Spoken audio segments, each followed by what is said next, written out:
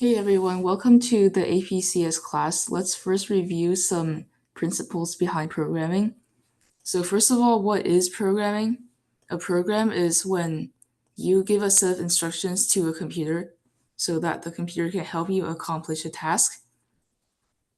And when we say program execution, this is the action where the computer carries out the program. In a programming language, it's like normally humans speak many languages, right? Like English, French, Chinese. Well, computers also speak many languages. And so we have many different ways of communicating with the computer, and each way is called a different language. And in this class, we will only be learning Java. So, okay, this is not too important to us because the PowerPoint was taken from a college lecture, so this slide doesn't matter too much. So why are we using Java to learn AP Computer Science? Because, so remember back when you guys were learning Python, I said, oh, beginners start with Python because the syntax is kind of similar to English. Well, next we're going to learn Java because the syntax is made in a way that's really specific. And so it makes a lot of sense. And later, like next year, in the second half of this course, we'll get into object-oriented programming, which Java is pretty good for. And also Java is pretty popular right now. So there's a concept of compiling that wasn't that important in Python, but now you need to know in Java. So what happens when you write a program in Java? First of all, you write the program, right? And the code that you produce is called the source code. So for instance, let's see, let me pull up my demo.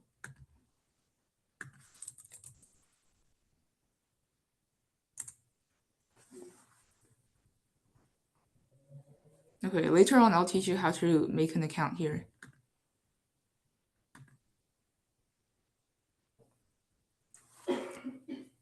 Okay, so for instance, this code that you see on the left here is the source code. And then how's that different from the byte code? Well, after you write your source code, the moment you press run, the computer actually goes through a processing called compiling, which is where, well, let me actually start this slideshow.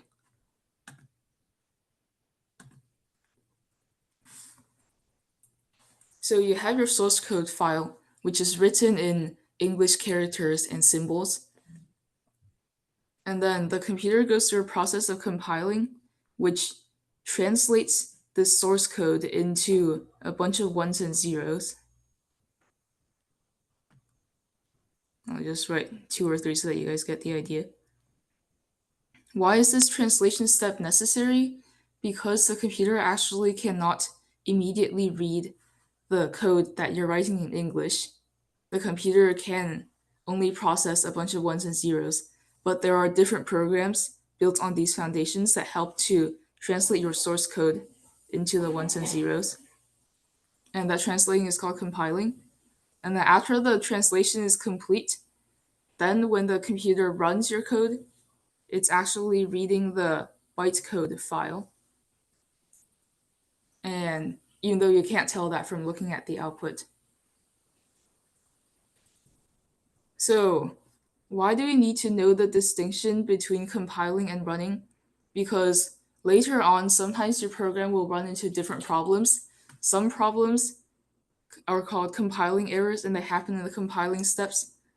And others are runtime errors, which happens after compiling, but when you try to run the code. Okay, before we get into this, I'm going to teach you guys how to make an account on Replit.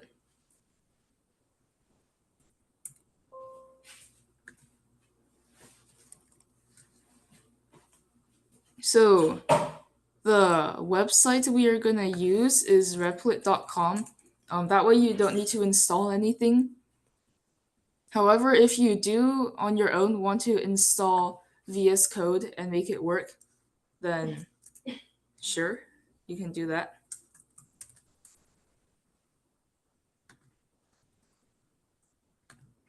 So the link I'm putting in the chat right now takes you to the homepage of Replit.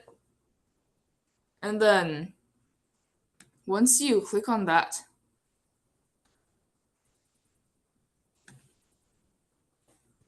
okay, this is not exactly the homepage that you see here because I've already logged in, but you are gonna, oh, actually, let me log out to show you guys the logging in process again. Okay, so here we are at the homepage of Replit. And then you guys will click sign up for free. It's completely free, no free trial, just free. And then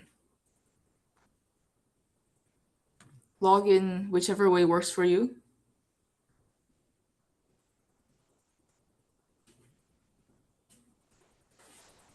Okay, and then put a thumbs up in the chat once you have made an account and you get to this step with the dashboard.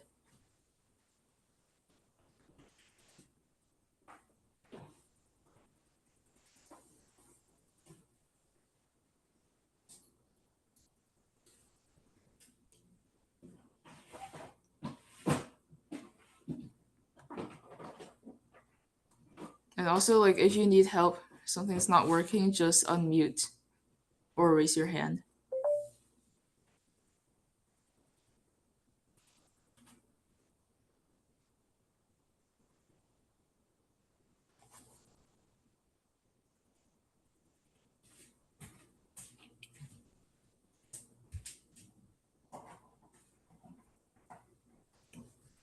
At some point, you may be asked to select a plan. Just select the one that says starter plan, the one that should be free. And then once you've done that, then next to your name, you should see this starter thing. Yeah, Ethan, so just create an account at Replit here. Let me send the link again. Yeah, so go to this, which is the Replit homepage, and then sign up.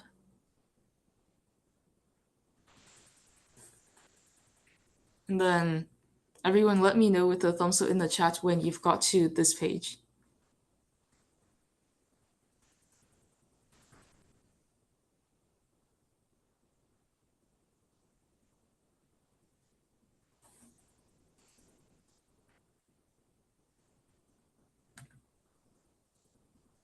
Okay, while you guys do that, I'm actually going to log into a different account.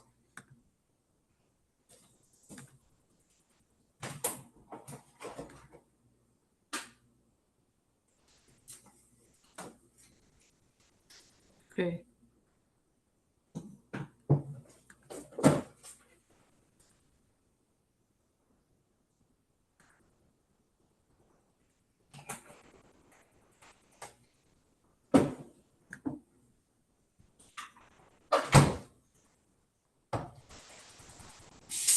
Oh, let me see. Okay, Sophia's done. If you get done early, feel free to click through any of the tutorials that pop up.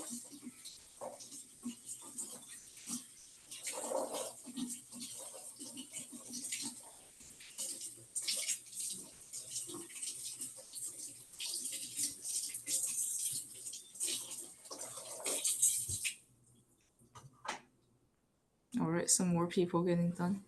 It says my email are already in use. Oh, then that means you already have an account.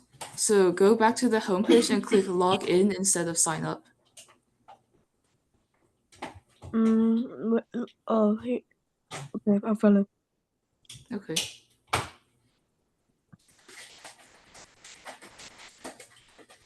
Is this invalid username or password?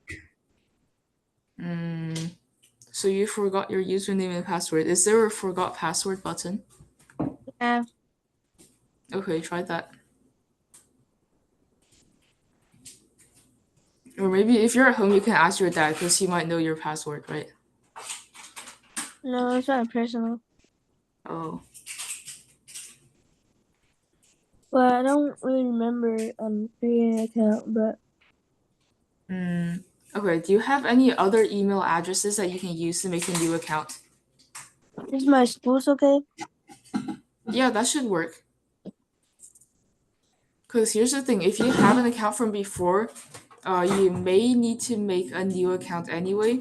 Because I think Replit recently switched to this thing where every free account only gets to make 3 projects. So to do this class, I basically made a new account.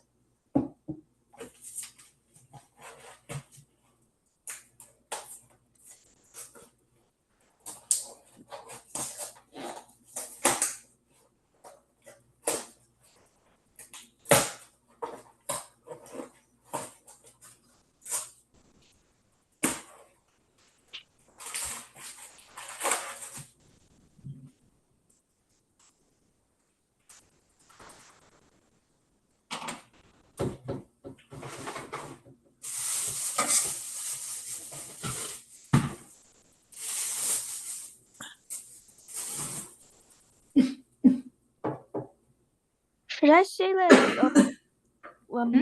where do you plan to use Replit? Should I say for work, for personal use, or for school? For personal use. Okay.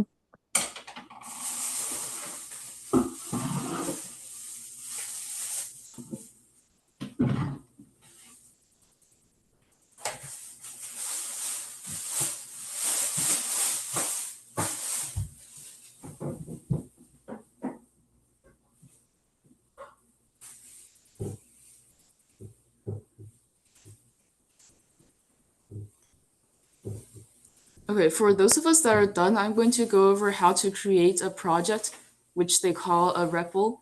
And then later, when Joseph and Ethan get done, I can go over that again. So for those of us that are done, let's go over to the REPLs tab and then click on Create. And then where it says Templates, just type Java and then choose the one that says just Java.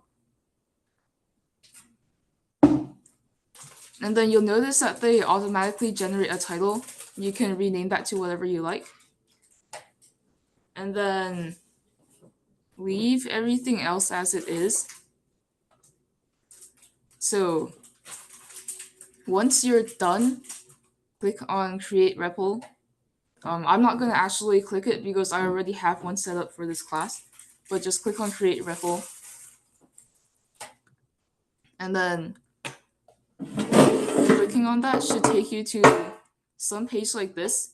And for now, don't touch any of the code that's already there. Although if you want, you can try clicking run and see what happens. So like I go to repos and then click a new folder or a new rep. Yeah, so go to, hold on. Yeah, go to the second tab here and create a new REPL with the create button at the top right.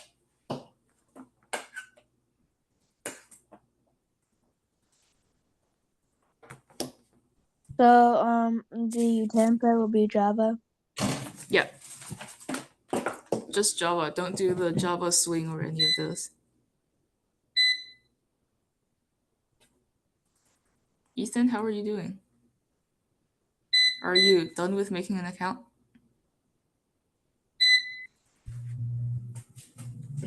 Oh, okay. And then, okay, Joseph's also getting the project set up. Okay, great.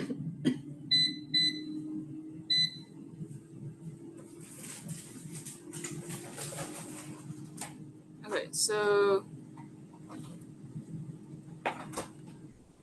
once we set up a project, um,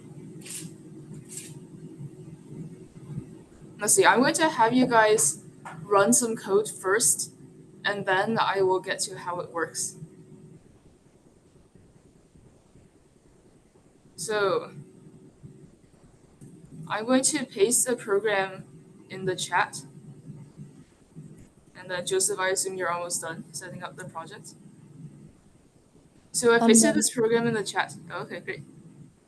And it's just a very basic program that's going to print hello world. And you'll notice that there's a lot more extra setup involved than in Python, but I'll explain what all of that is in a moment. For now, just either copy this program from the chat, or you can type it out if you want to start to get familiar with all this extra setup. And then the line that's actually running, as you might have guessed, is line 3, which prints hello world. While you guys get this set up, I'm going to see if I can make the text bigger.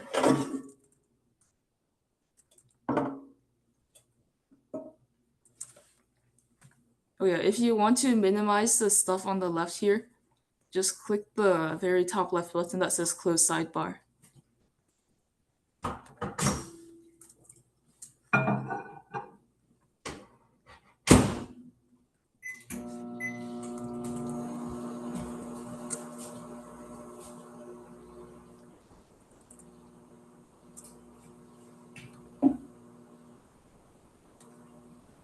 Okay, can anyone who's done copying down this code put a thumbs up in the chat?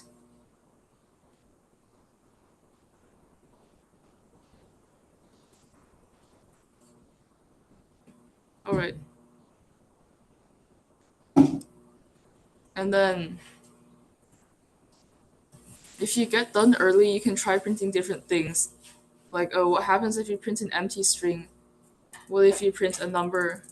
What if you print a number as a string? Just experiment with that.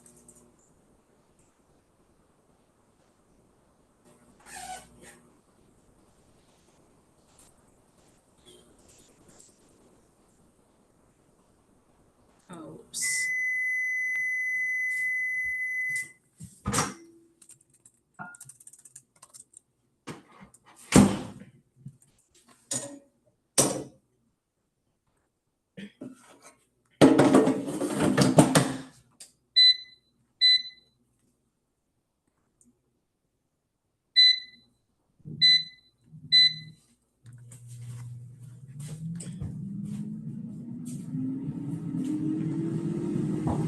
Okay, if you're done copying this and you're looking at my screen, one thing you may notice is when you click the run button, why does it take so long?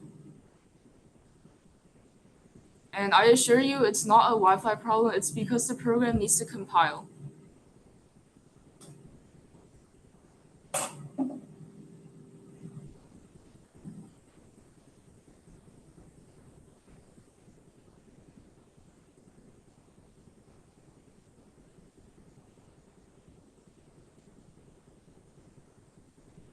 Okay, the rest of us can finish copying over this code later. I'm going to go over what this code actually does. So, what are the main parts of a Java program? So, Java is set up in a way that every program has to be written inside a class. And so, for now, you don't need to worry too much about setting up a class, but just know that your whole program has to be put inside a class. And the way that works is just surround all of your code with this public class thing, which is going to start the class basically. So you have to write public, which means that other programs can access it if necessary, but we'll get into that more in the second semester. And then you have the word class, which tells your computer, okay, you're setting up this thing called a class. What is a class? I mean, for now, your understanding just needs to be that, oh, a class just basically means a program. And then give your program a name. Convention for naming your program or naming your class is to do capital letters for the start of each word and then no spaces. So like right now, my program's name is main. If I want to make this main Java program or something, that's how I would capitalize it. Except, why is there a red line? Can't you name it anything you want? Well, because in Java, in order for this to run, your class name that you made on generally line 1 has to be the same as the program name in your file. So main.java and then public class main. Okay. And then in Java, everything also needs to be wrapped up in methods. Uh, one method is kind of like one unit of code. So the class is the whole program. And then the class may contain many methods. How can we see that the method is inside the class? Well, first of all, the class declaration line ended with this bracket, which ends all the way at the end of the code, which means the method is inside the class, right? It's between these two curly brackets. And in Java, you use curly brackets to show what is inside of something else. Um, but as a convention, you also have this indentation, which shows that this method, which is on line 2, is part of the class. And right now, our program only has one method in it. The method has to be called public static void main string args. This is a long thing that you kind of just need to memorize for a bit. Uh, in second semester, we'll start to learn concepts that make a lot more sense with why the method has to be initiated with these 6 words. But what these 6 words do is basically make what's called the main method, which will run no matter what. So when the program starts running, it will always start from the first statement in the main method, and then go down in order from there. Now, later on, when we make some other methods, those may not always run. Those will only run when we call them, kind of like calling functions in Python. But your main method will always run, and so you want to put your main code in the main method. And then, again, these curly brackets indicate that the following code is about to be inside the method. And then anything that you write inside the method is going to run. And notice that every statement, every command in Java ends with a semicolon, which Python programmers tend to miss if they're doing Java for the first time. So just be careful of that. Uh, so yeah, every line in Java basically either ends with opening a bracket, a semicolon, or closing a bracket. So aside from all this setup, inside the method, what we're actually doing is printing hello world.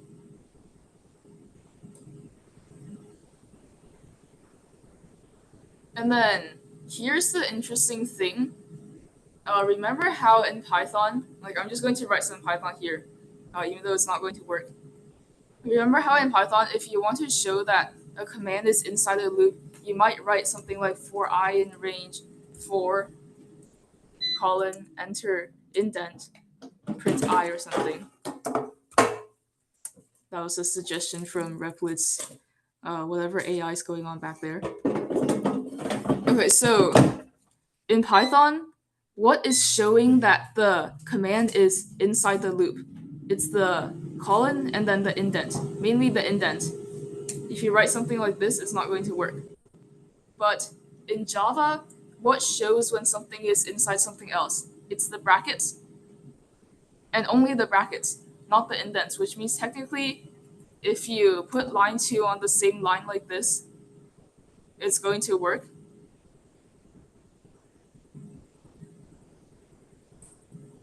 See, it runs just fine. However, it's not recommended because conventionally people have agreed that this looks just like disorganized. And so we still want to use indents just to make the code cleaner to look at. But I could demonstrate not using indents and this would work just fine.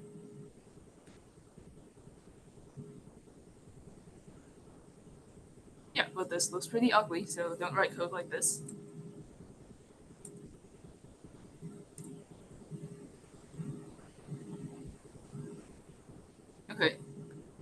And then, as you all have been already using,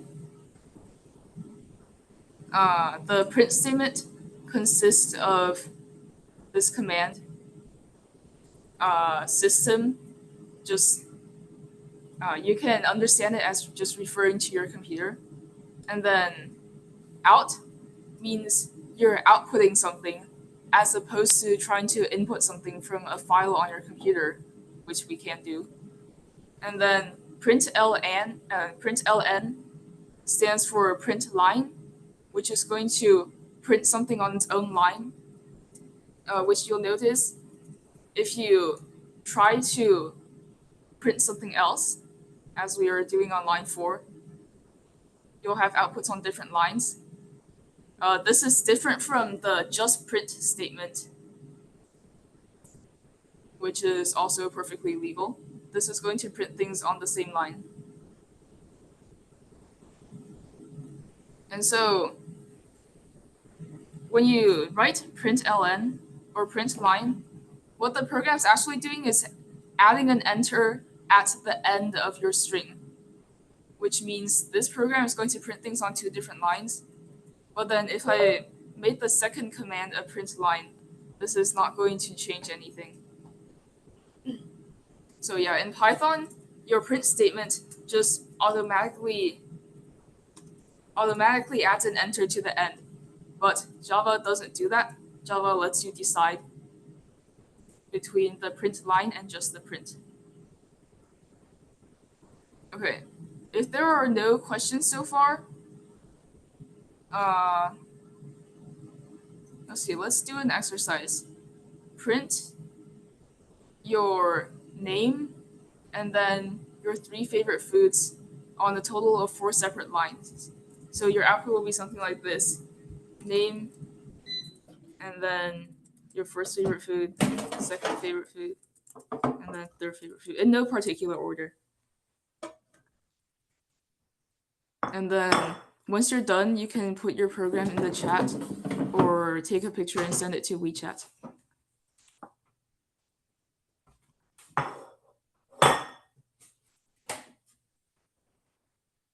And it's up to you whether you want to use print line statements or print statements.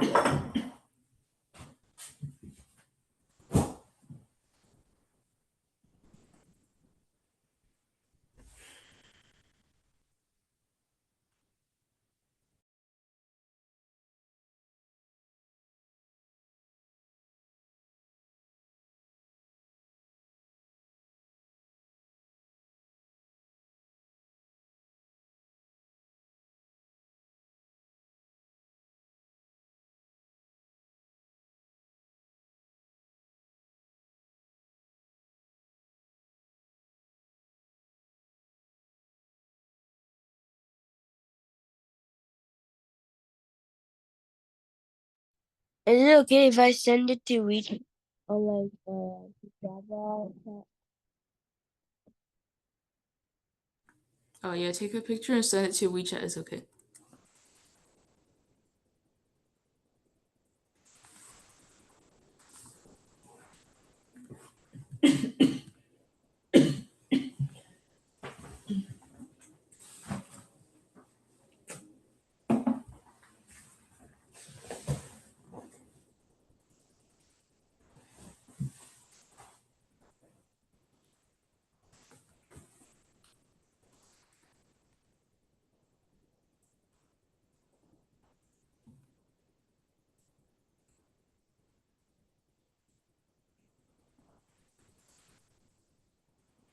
Do you want one?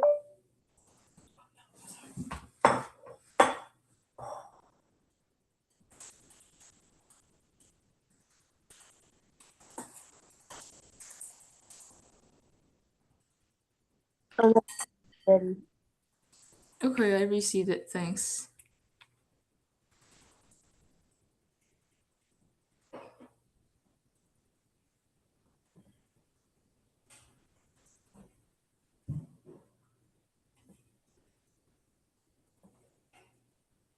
Okay, very good.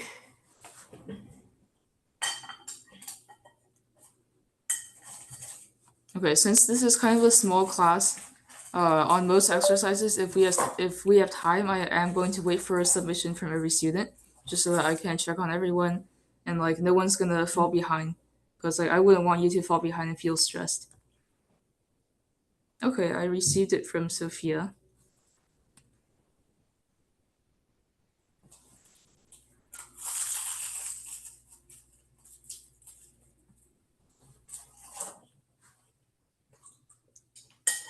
Okay, for those of us that are done, uh, just something interesting that's not too important. You'll notice on the scroll bar, you have this gray line on Replit, and then three red dots.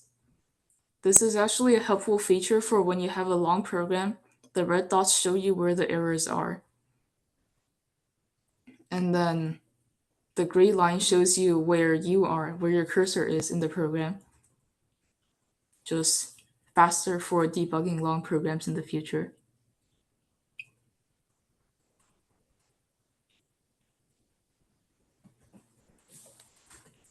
And then why is food 2 not an error? I guess because it happens to be a Java keyword or something. I personally have never heard of it.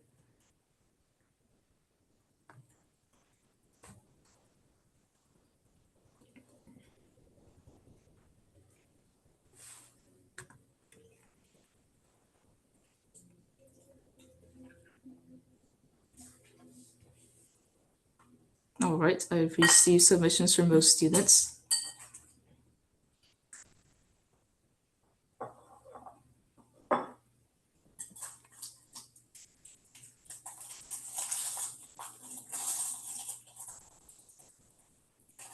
Uh, so question from Ethan, does the code make you capitalize specific words? Yes. So, let's see. System has to be capitalized, I believe. I mean, we can try not capitalizing it, see what happens. Okay, yeah, that's a red underline, which means that doesn't work. And then other words have to be not capitalized, like you can't capitalize out. And then string also has to be capitalized. The one thing that technically doesn't have to be is your class name or your program name because you're the one coming up with that name. So you could make this lowercase as long as you also make the file name lowercase, but just as a convention, you want your class names to be capitalized.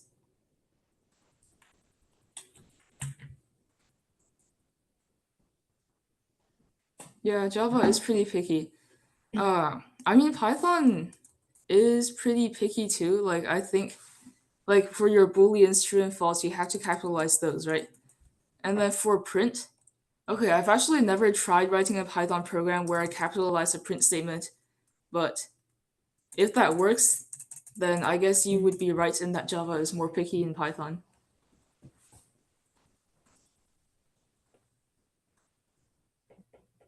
Okay, everyone's doing great. So let's move on to the next thing.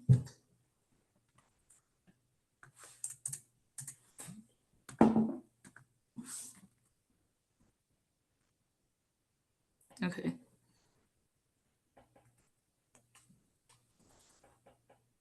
Uh, so the PowerPoint says that the print line statement is pronounced print lin, but me personally, I think print line makes more sense. Okay, so what you've been doing so far is printing text. It is possible to print numbers. Here I'm going to demonstrate printing some numbers.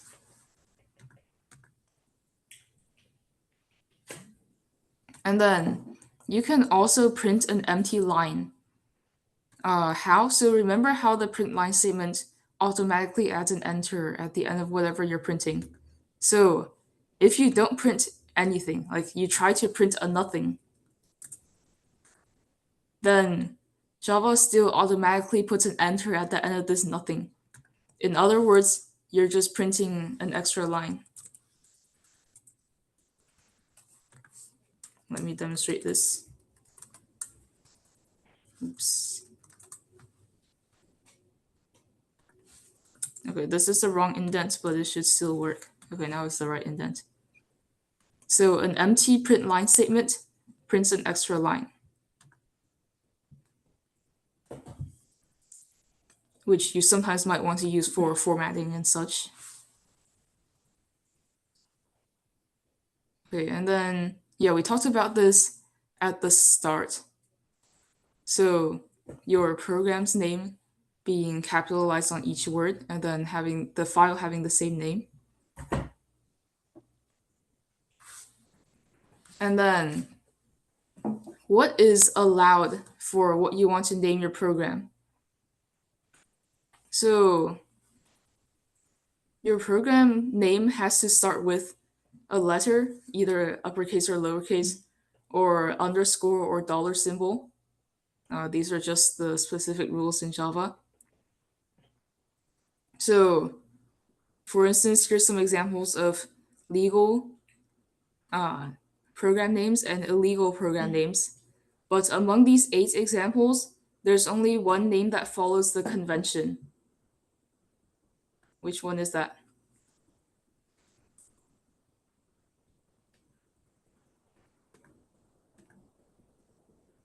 Let's see if you guys are paying attention.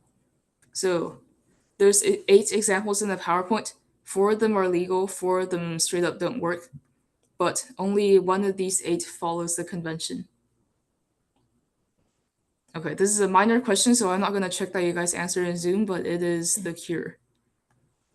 Because you have first letter capitalized, and then every word capitalized after that.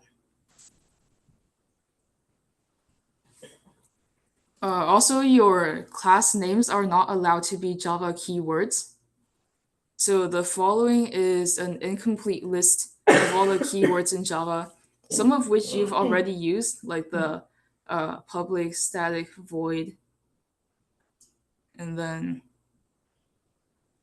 you also have used the word class before.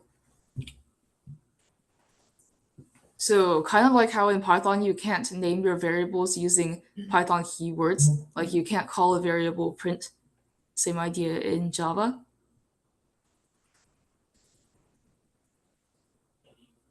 Okay, so from now on we will be talking about syntax, which is kind of like the punctuation and the ordering of the words in how you write your program, kind of like our grammar in English.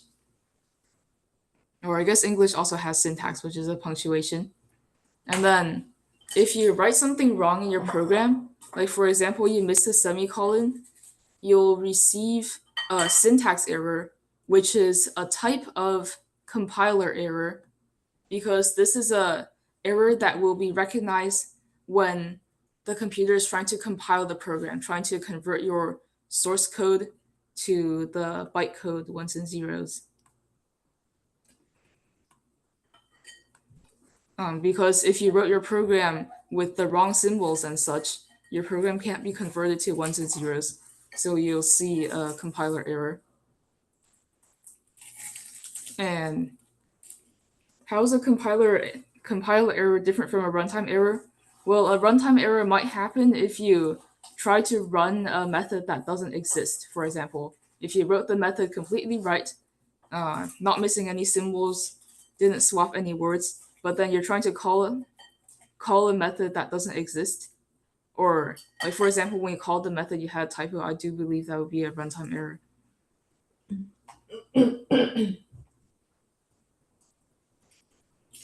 Okay, let's get into strings. So this is a review of data types. Java has some of the same data types. A string is any piece of text, and a piece of data is a string if it is surrounded in quotation marks.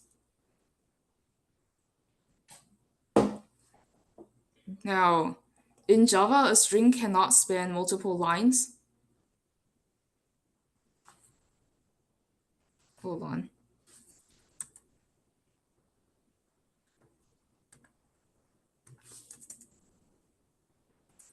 Yeah, so even though your commands themselves, you can kind of move around onto different lines. Like For example, right now I've put these two commands on the same line and this program should still run. You cannot break up a command by putting the string on two different lines. This doesn't work.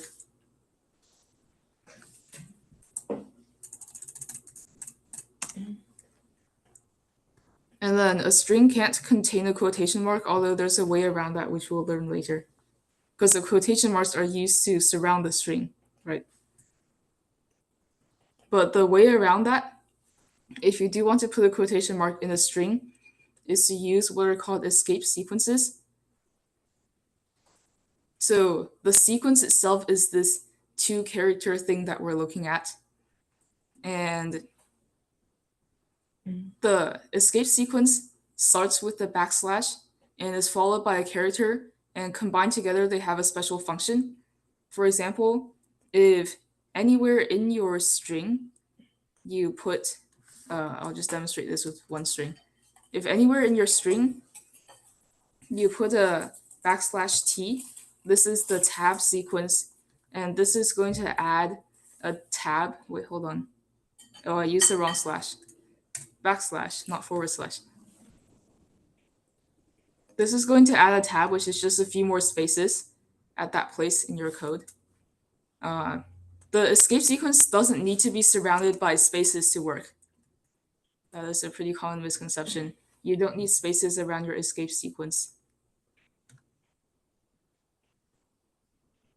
This should still work. And then the backslash n inserts a new line at that location in your string. The backslash quotation mark allows you to use a quotation mark in a string, because now the program will not confuse it with the quotation marks you use to surround the string.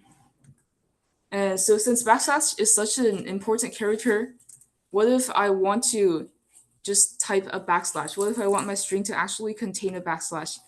This doesn't work because the computer will think you're trying to start an escape sequence. But the solution is to type two backslashes, which actually translates to being able to type a normal backslash.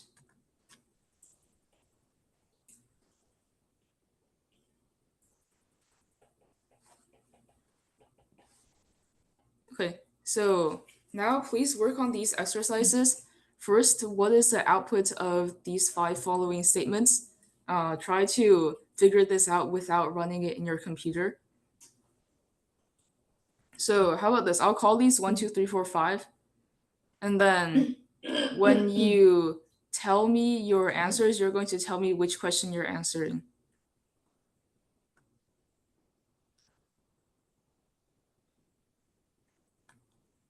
And then once you are done with those, your task is to write one singular print line statement that produces this output.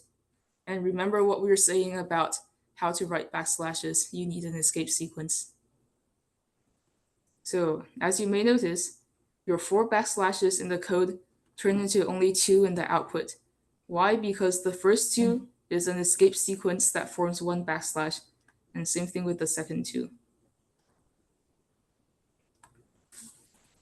Okay, and for those of you sending answers on WeChat, you can either text me like the answer to question 1 is something, or you can if you want to take a picture, you can go to your program and just write the answer to question 1 is blah blah blah blah, and then just take a picture of this and send it to me.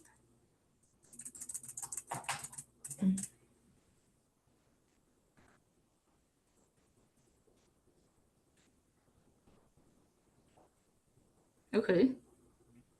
All right, looks like Joseph's done the first problem already. Very good.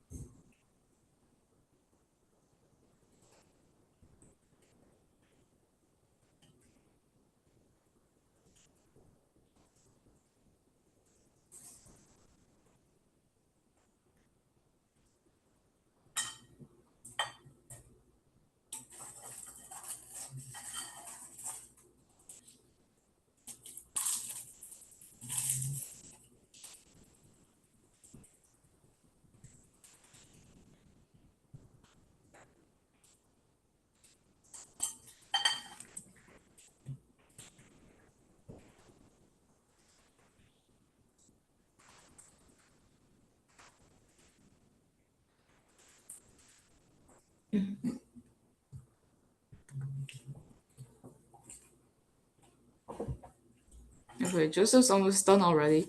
I assume some other people are writing out everything and then sending all that together. That's great too.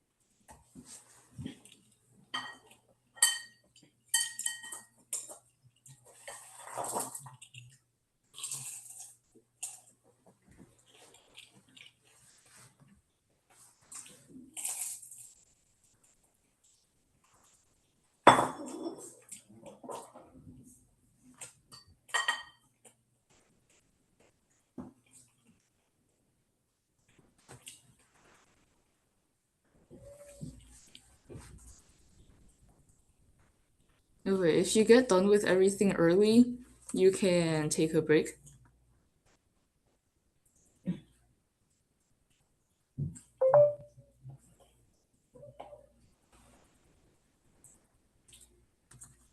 Okay, Sophia, I received your stuff in WeChat, taking a look at it right now.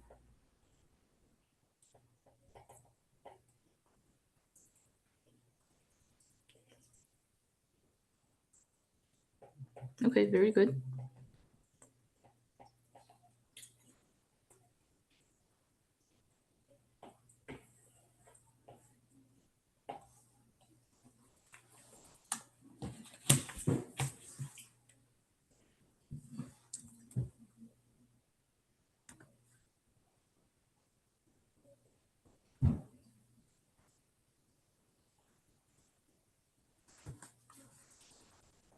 Looks like they try to trick you with number 5, but nobody's getting tricked.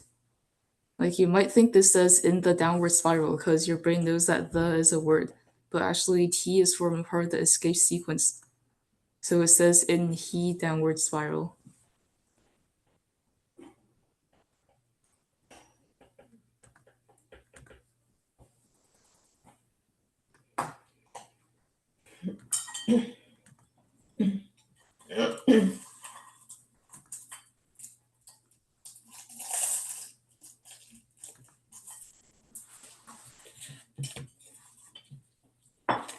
Okay, once everyone finishes the write a print line statement thing, we'll move on.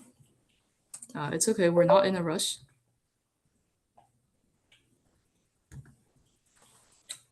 So you have plenty of time to run your program and make sure that it works. I'm done. Okay, just received from Joseph. Very good.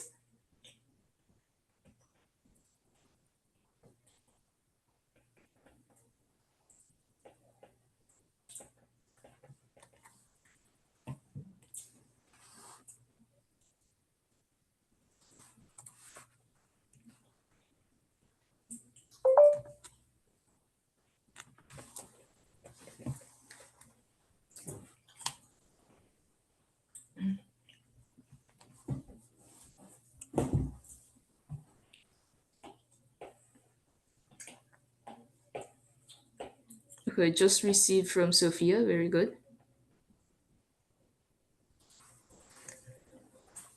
And then everyone who sent stuff in the chat, I'm also up to date on all of your messages.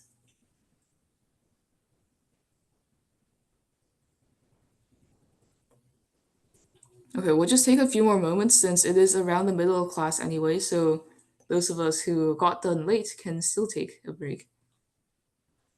Well, I guess in that sense you're not late, you're just on time.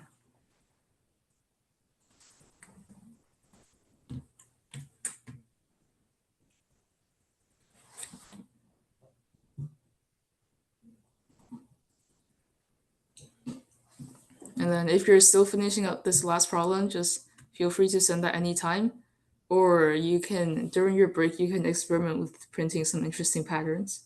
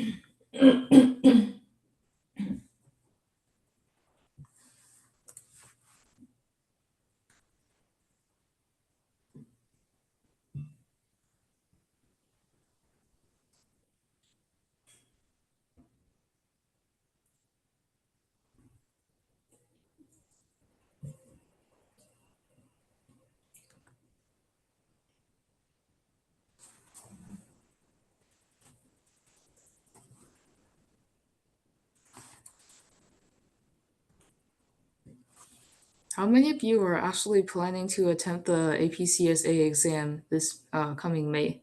Because I know some of you are middle schoolers who just want to take this for fun.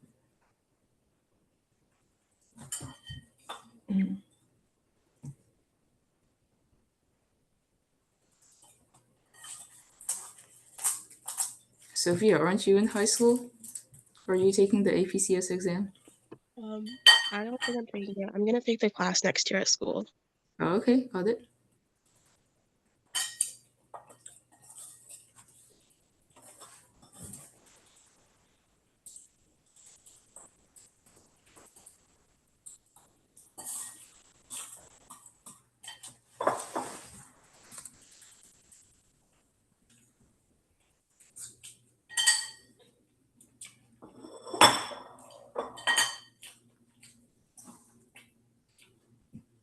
Yo-Yo, do you have the output for the last question? Like, what do you need to print? I don't think I may have missed it from you.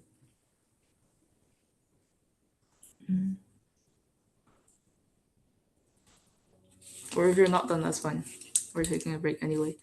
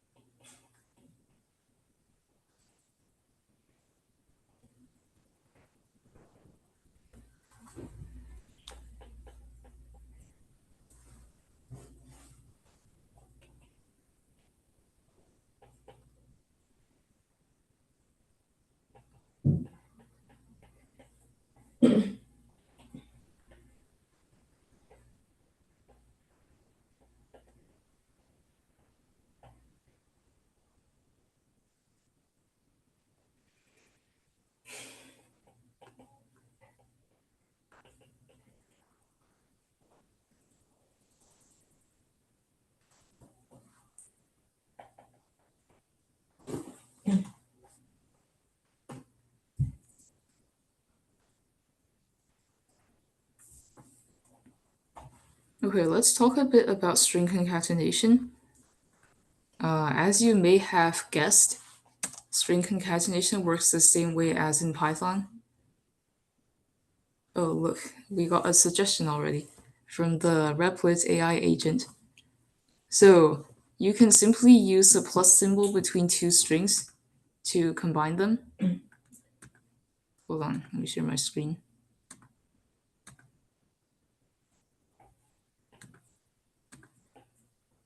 Okay.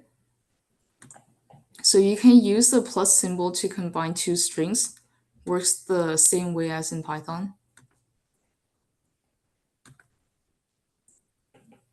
And then you can, let's see, normally if you have a string and you know what the whole string is, you wouldn't want to use string concatenation because it's simply not necessary. But string concatenation is mostly useful for when you want to combine a known string with a variable, for example. And sometimes the variable might change, but you want to print out something in the same format. So you combine a regular string with a variable. Later, we'll talk about how to define variables. And you can also concatenate numbers to strings. The numbers just become part of the string. What happens if you write the number first and then the string?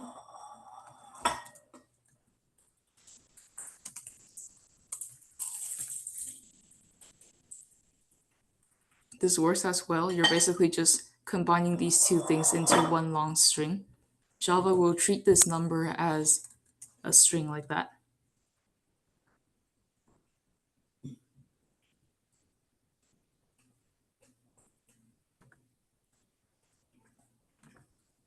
Okay, let's see. I do believe, oh yeah, let's go over the answers for the questions just to make sure everyone's on the same page.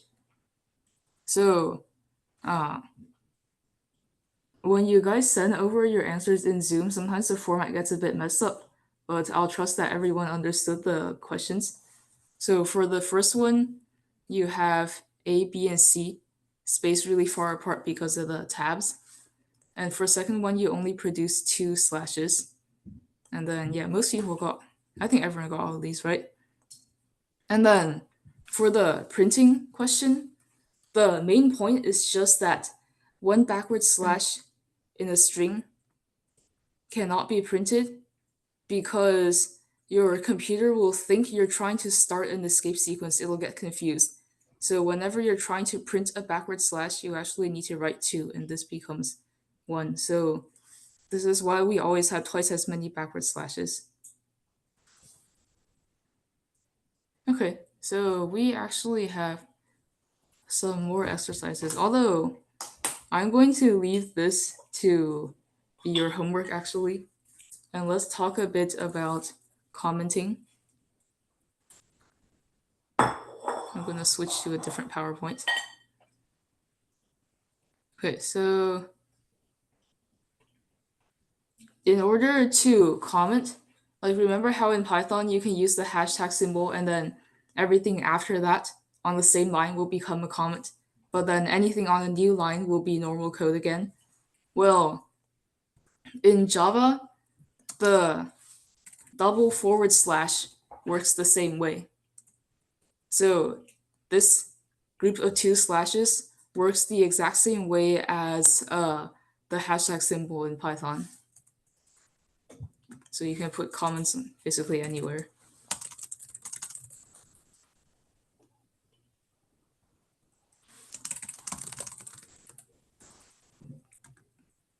And comments don't affect your code in any way.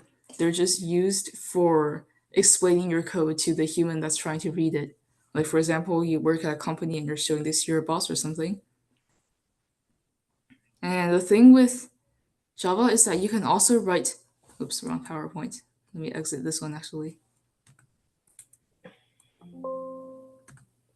So in Java, you can also write multi-line comments, which is when you make a slash and then a star symbol, just like that. And then anything that you surround, let's see, to end a multi-line comment, you first have to make a star and a slash. And then anything that you surround between, anything that you surround between these two symbols is going to be part of a comment, even if you switch lines. But the convention is that if you are making a multi-line comment, then there's something you need to do with the subsequent lines that are not your line 1. You want to kind of add a space and a star on each line. And then put your ending character on the next line such that all 5 stars line up. Now, obviously the second, third, and fourth stars don't do anything because they're just treated as part of the text in the comment. But since comments are for humans to look at, we want it to look kind of nice and pretty, which is why we do this.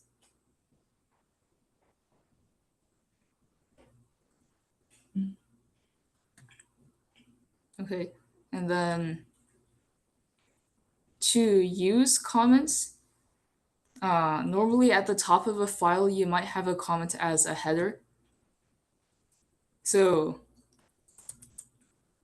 normally you might write a comment up here just explaining what this whole program does. Or if you're in the class like me, then at the top of your program, you might write, oh, your full name, and then your professor name and such. And comments just help people to understand the programs that you're writing. Here's an example. We have this program that prints a silly song. You might comment out the first verse and the second verse. Okay. Any questions so far?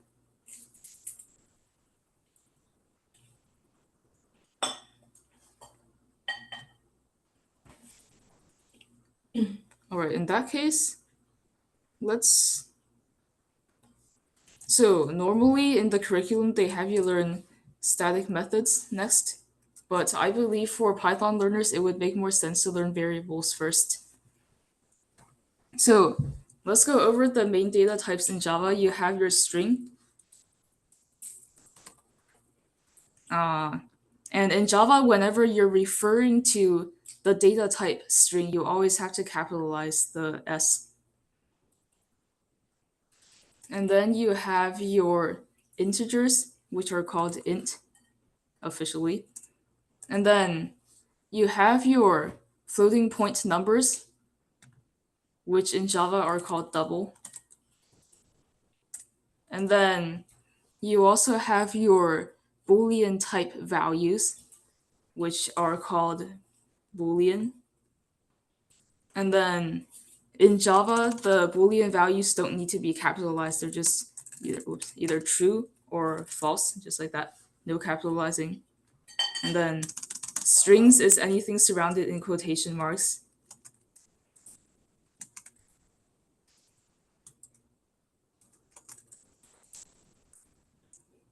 And then int is any whole number, including negative numbers.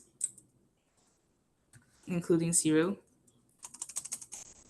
And then double is any number that has decimal place, even if it's something 0.0.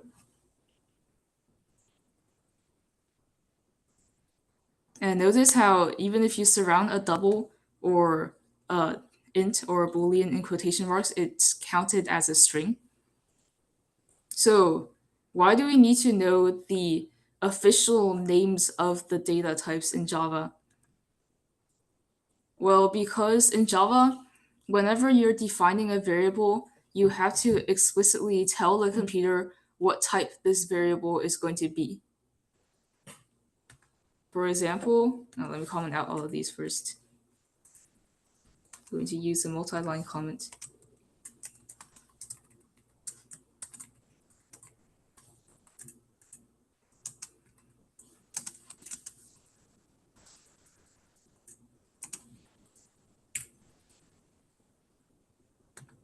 Okay, for example, if you want to define an integer variable called x that stores the value 1, this is how you would do it.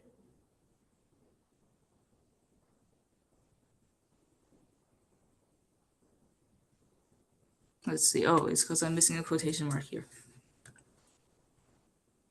And then right now this yellow underline is just telling you that you're not using x anywhere, which would be kind of weird because normally when you define a variable, you want to use it. So let's print this variable.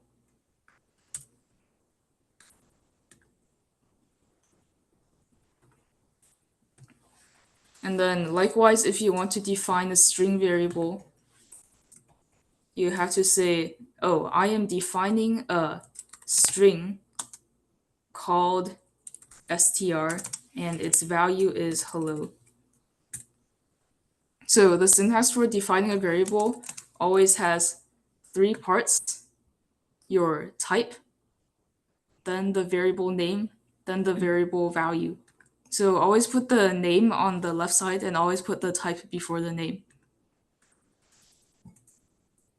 Now, when you are defining a variable, you have to say its type.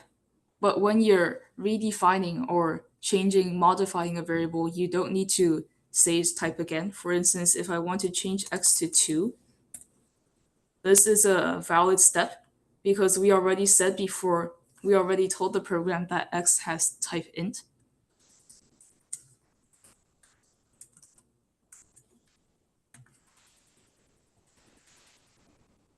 Okay, and then you'll notice that Java is really picky.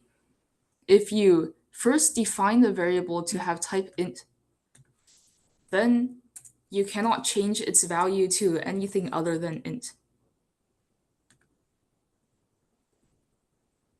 Otherwise, you run into an error. Says incompatible types. String cannot be converted to int. So on line 6, the computer is still trying to convert this word hi into an integer somehow, which is not going to work because this is a string. So once you define a variable, it needs to stay the same type forever.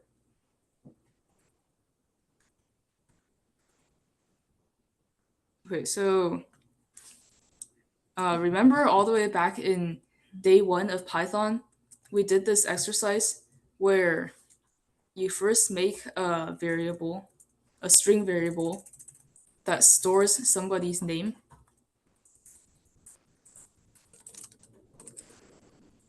And then you print a statement that says hi or good morning, and then include the person's name somehow. So up to you to implement this, but please write a program where a variable stores somebody's name, and then your output line says hi and calls the person by their name, like hi Bob or hi Fred or something. And then depending on how you change this name here, your output line is going to be different. Please write a program that does that. And once you're done, send it in the chat or in WeChat. I'll put the instructions in the chat, and then go right back to Replit for your reference.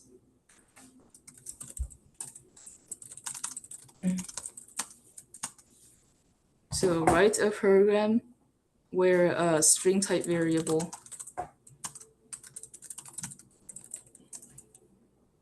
has the value, which is the person's name.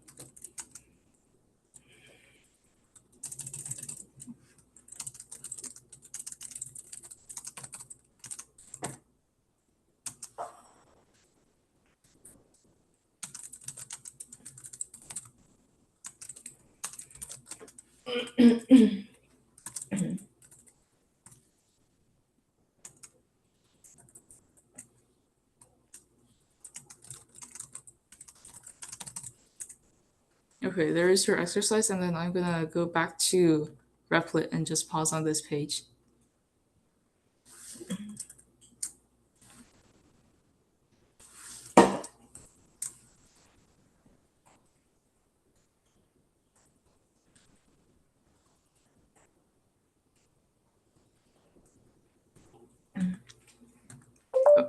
Oh yeah, if you are like me and you find it annoying that Replit keeps trying to guess what you're trying to type, but often it guesses wrong and just blocks your vision, you can click on the bottom left and uncheck enable on the AI.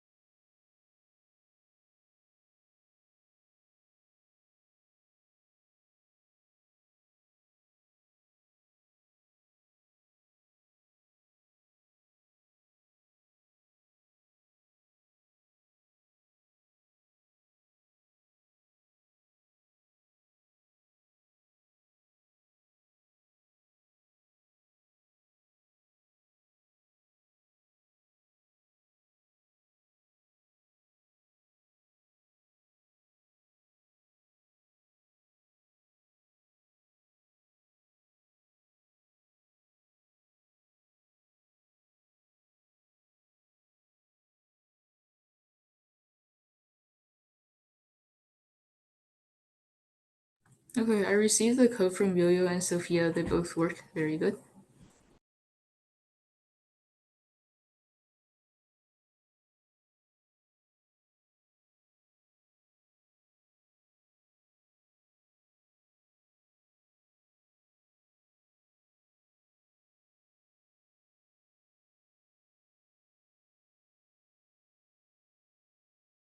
Okay, also received the code from Lawson and Joseph.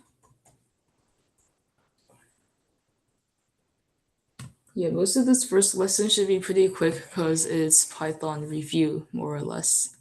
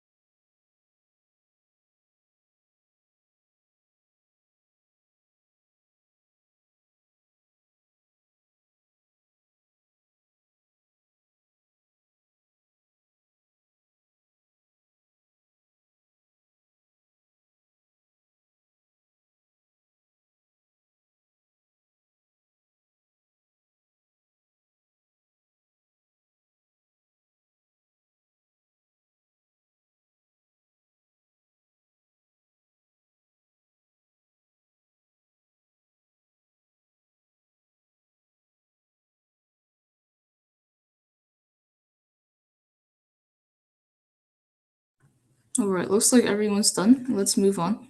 So, I don't believe I told you guys this before, but the structure of this class is that for each 2 hour lesson, the first 1.5 hours will be me teaching you stuff that includes you guys doing exercises. And then for the last half an hour or so, will just be you guys do the homework, and then I will be on call to answer questions, which you'll find is pretty helpful for some of the later, more advanced lessons. And this structure allows for more flexibility. Like if one day we have a lot of content or you guys have a lot of questions, the class won't go over time. And also because it's pretty helpful to just have someone answering questions on the spot when you're doing homework. So let's see.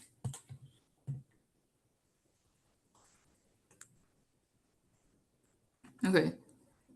Today we are going to learn one more thing, which is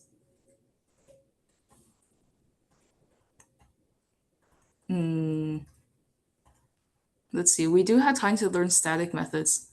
Today you'll have a bit less than half an hour to work because the concepts we covered were pretty simple, so I'm going to teach a bit more.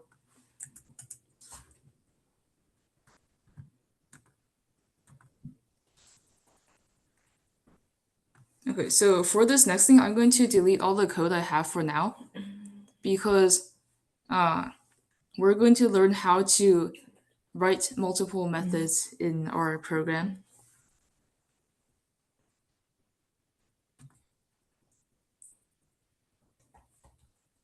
So today I'll mainly teach you how to write multiple methods, and then tomorrow we'll go over why, like what times you might want to use multiple methods. So you see how right here, lines 2 to lines 4, this is one method. You have the method header or method declaration on line 2.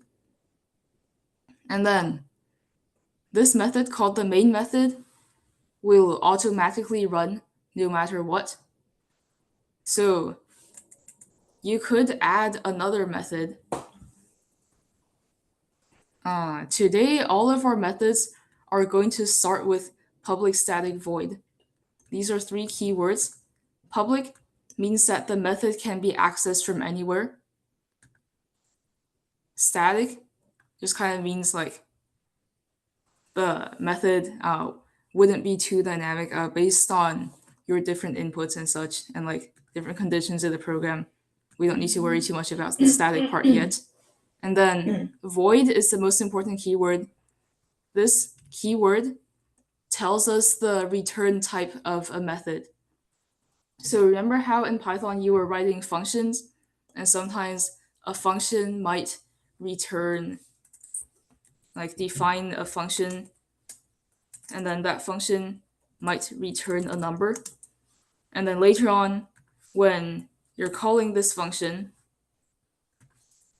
you can imagine that the place you wrote this function in the code is turning into that return value. So remember the concept of the return value, which is where you called the function in the code is gonna turn into that value. Well, Java functions also have return values. And actually in Java, you need to be really specific. And in the line where you define the function, which we call a method in Java, in the line where you define the method, you need to state what the return type is. So the third keyword right before the method name is where you state the return type. Void just means no return. Like in Python, if you had a function that just prints a bunch of stuff and then doesn't return anything, in Java we call that the void return type. And your main method is always void. Your main method always has no return because you can't call this main method anywhere else. This is the method that will automatically run and call all the other methods. So now let's say we want to make a new method and its function is to print hello 3 times. And then this second method is also going to have no return type because its work will be done through actions printing. Well, okay, we can't call this second method main again because if we did call the second method main, then the program would get confused now. It's supposed to run the main method automatically, but then the computer will look at this and go, which main method to run? So let's just call this method foo. And then remember how in Python when you were defining your functions, like for example, we had a function that prints 3 hellos. Then in your parentheses on the defining function line, you would write a variable that represents the input. Basically, you would write any input values inside the parentheses. Well, in Java, it's the same way, which is why you need a pair of parentheses right after the method name. Except for now, we'll only be writing methods with no inputs, so just put an empty pair of parentheses after the method name. And actually, let's call this method print 3 hellos.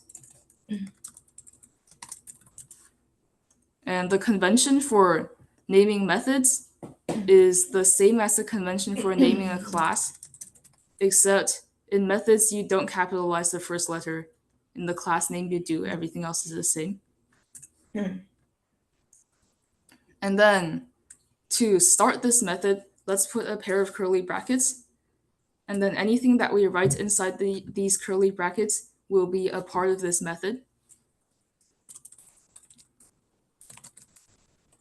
So let's have this method print hello 3 times. We have not learned a loop yet, so let's just copy and paste for now.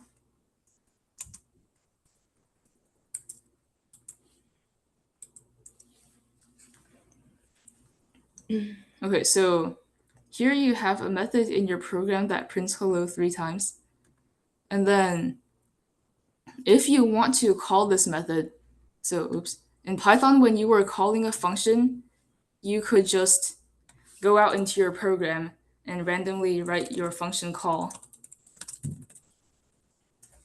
And the line would then print 3 hellos. But in Java, you can't just write this anywhere in your program. You have to write this in your main method, because the main method is the only part of the program that runs automatically. So any other methods that you want to run, you have to call them in the main method.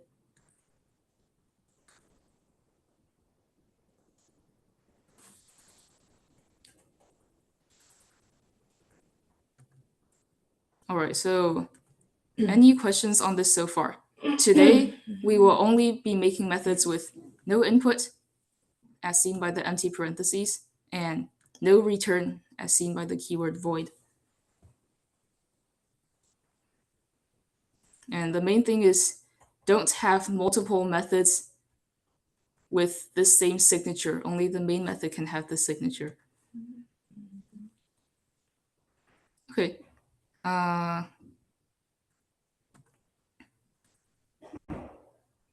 Let's see. Now, your task, your exercise, is to. Okay, first let me add that sometimes you can define more methods.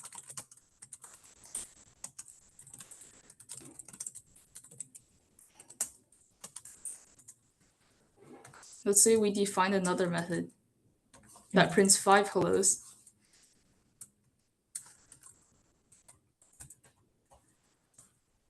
And then you are allowed to call a method inside another method. So your main method is the only one that'll run automatically, which is why ultimately you had to put something in the main method. But your other methods can also call each other. For example, if I want to write a method that prints 15 hellos, well, how convenient, I can actually call print 5 hellos 3 times. And each method call consists of just the method name, the empty pair parentheses, and a semicolon.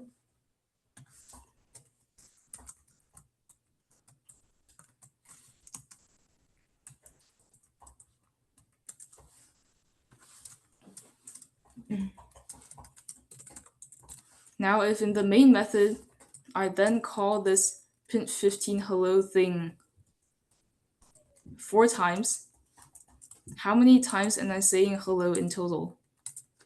You guys can put your answer in the chat.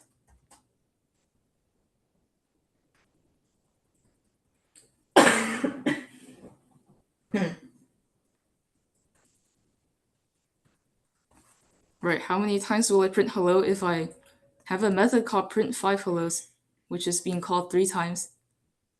But then this 3 times method is then being called 4 times.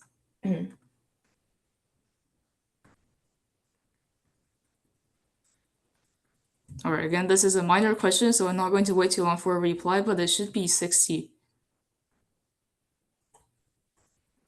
We're not going to count that, but this should be 60. Because 4 times 15 is 60, right? Okay, so for your task, you are going to print the word hello 100 times on 100 different lines, but see if you can use the methods calling each other strategy to make your entire program as few lines as possible. Like for example, here I printed 60 hellos, but clearly this program is only 22 lines. Why was I able to do that? Because I kind of packaged things into methods and then I was able to do a little multiplication trick here. So see if you can also do a multiplication trick to print 100 hellos but use way less than 100 lines. Let's see whose program uses the fewest lines.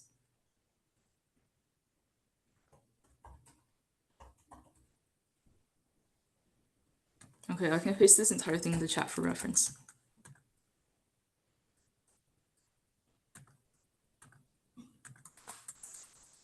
And then for the rest of class, you'll just work on that. So printing 100 hellos. And then after that, there's some other homework which I will tell you. So once you get done with printing 100 hellos, remember to send it in Zoom or in WeChat.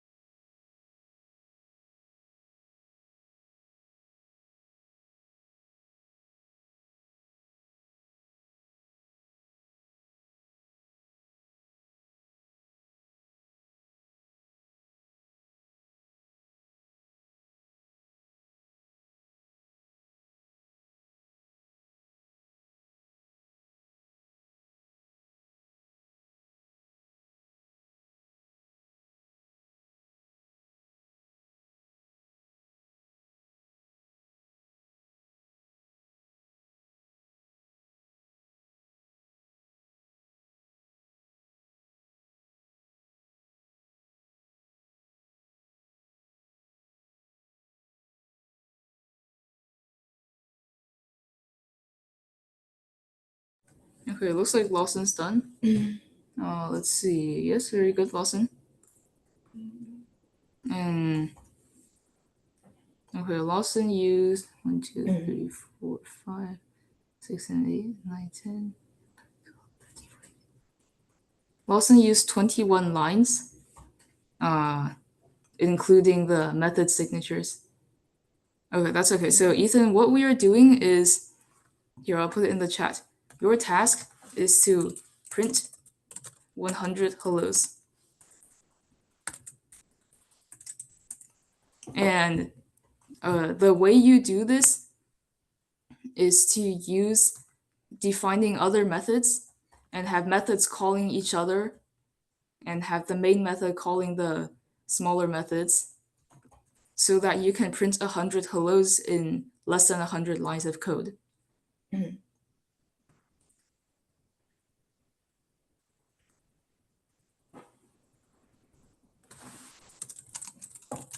I'll put that in the chat.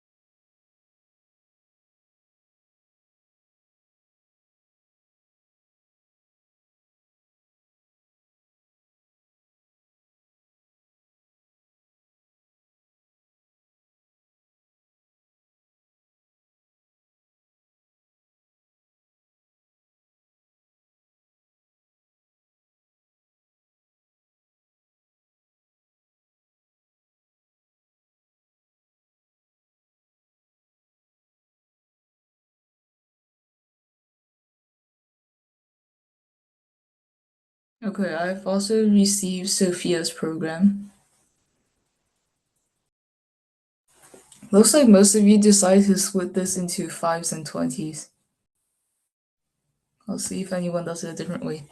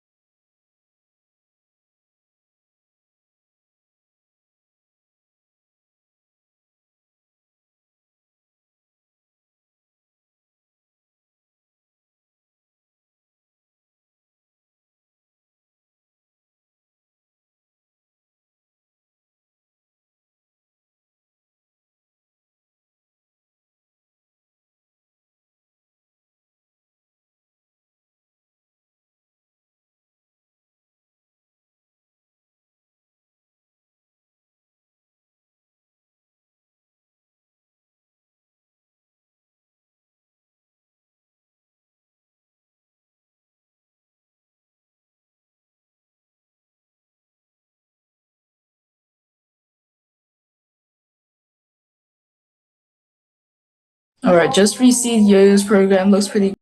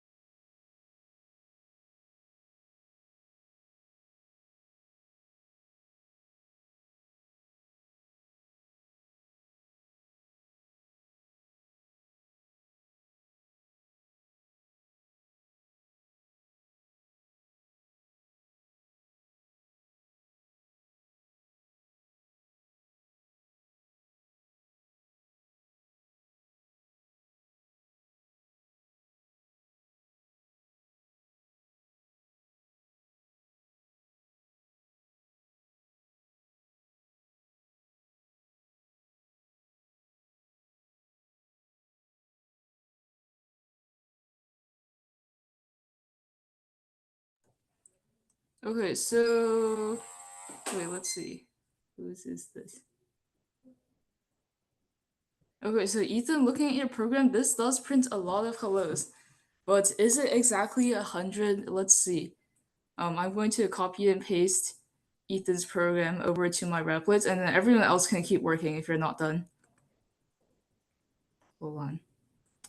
My Zoom chat has a bit of a scrolling problem. Keeps teleporting up and down. All right.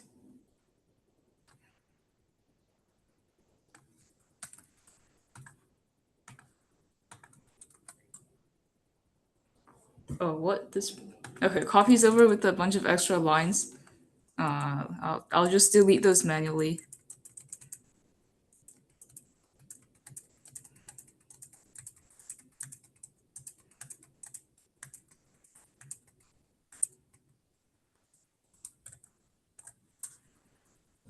Okay, so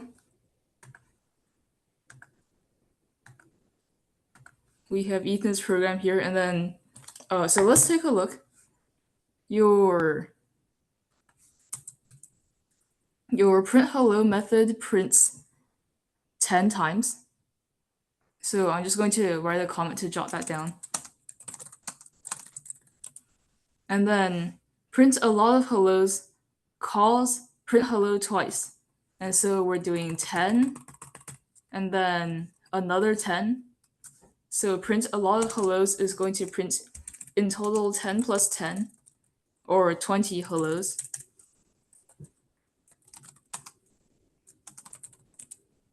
So given that, how many times, Ethan, should you call print a lot of hellos in the main method to achieve a total of 100?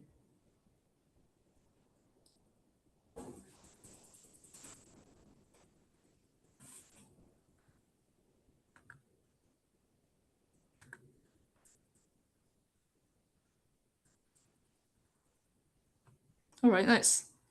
Yeah, I received your updated program.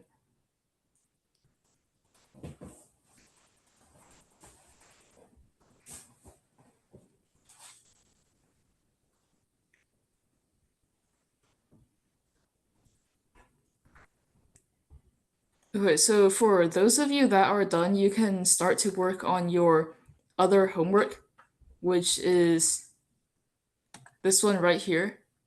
Feel free to take a screenshot right now. And okay, so do only one of these problems. Because I feel like both problems is a bit too much work. So just choose one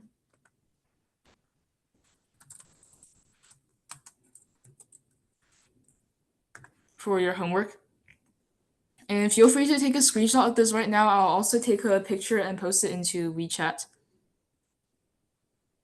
And again, if you're not done with the classwork of printing 100 hellos, feel free to finish that after class and send it to me anytime.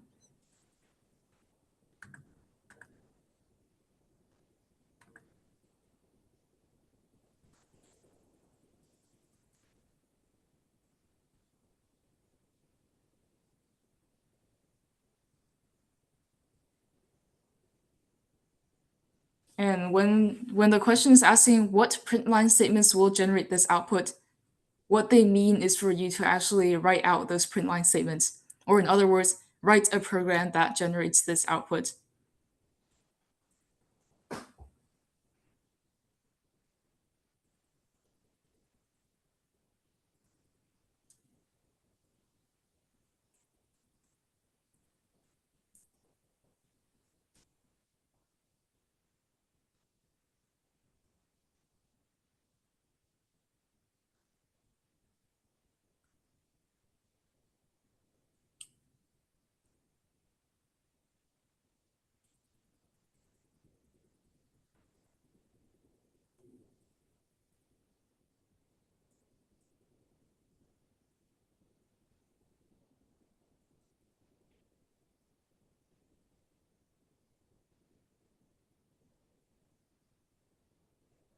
Okay, I'm also sending the homework in the WeChat. Just did that.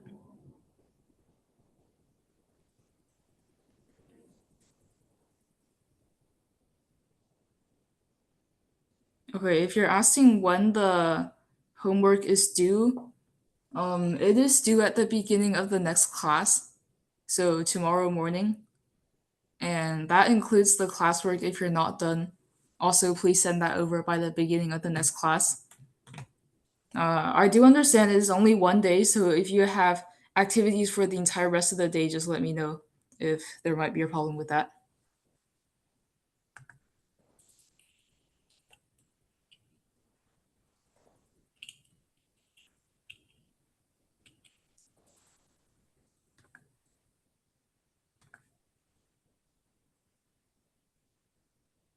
And then as for how to submit your homework, you can either email it to me. I'll put my email in the meeting chat and also in the WeChat.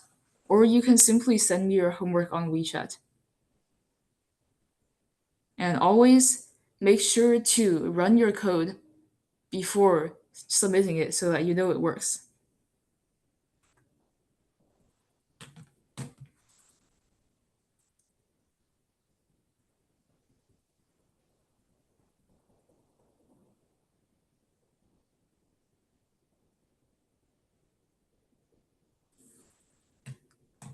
All right, so if there are no further questions, then that is it for the first class.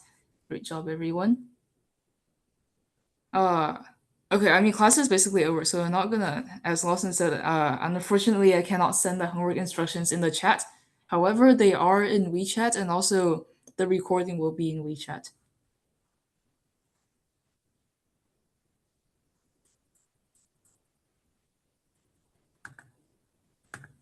Oops. Okay, bye-bye, everyone.